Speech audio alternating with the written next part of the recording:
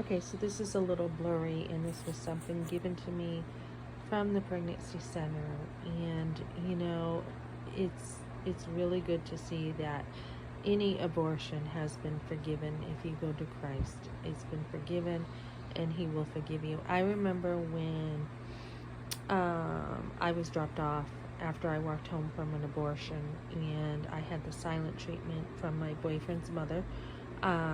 She had picked me up. I did not know she was picking me up.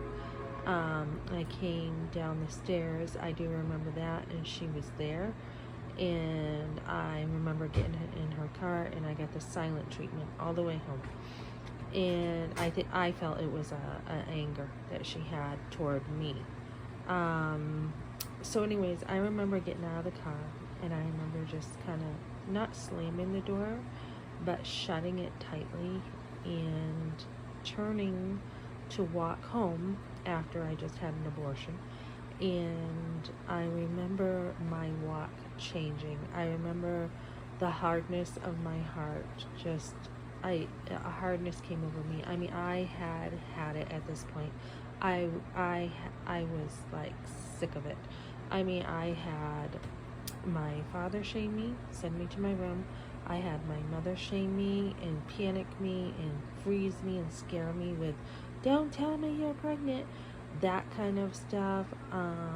I had been dragged to my boyfriend's house with my mother, as usually she did drag us places, drag me over there, and I had so much shame heaped on me. And then the doctor just kind of throwing my clothes at me, saying, "You can get dressed now."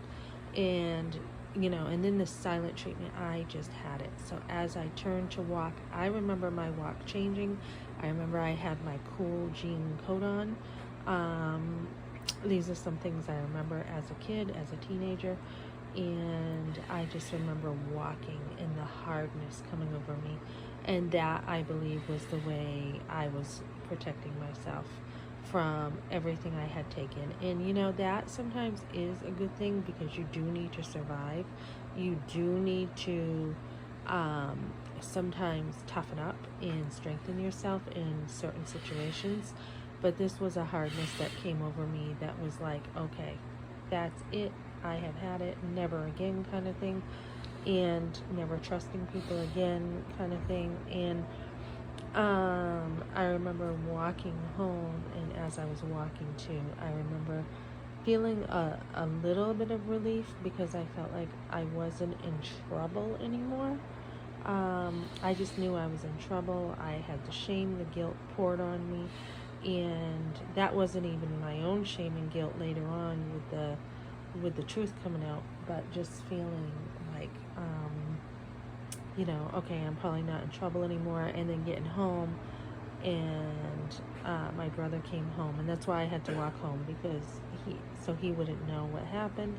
And as soon as I got in the door, he happened to already be there. Or no, actually he got right in after me, and the bus came early. It was an early release day, so he actually came home early, and the timing was off. So he was like, why wasn't Melissa on the bus or something? And then my father totally betrayed me and said, "Your sister had an abortion. Now keep your mouth shut."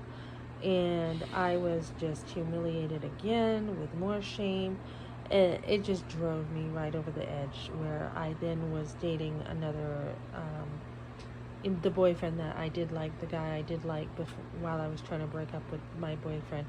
I started dating him, and I definitely went the wrong way with hitchhiking. And he broke into my home, and he was like at my window spying on me. And it was just it was my rebellion time. It was my time of freedom to get away from it all. So what I'm trying to say is, this was something given that, as you think about this, you think about forgiveness, and Christ has forgiven us. And I wish that decision was between me and my boyfriend, and I think it would have been handled much better if I had made the decision and had the time, which I did not.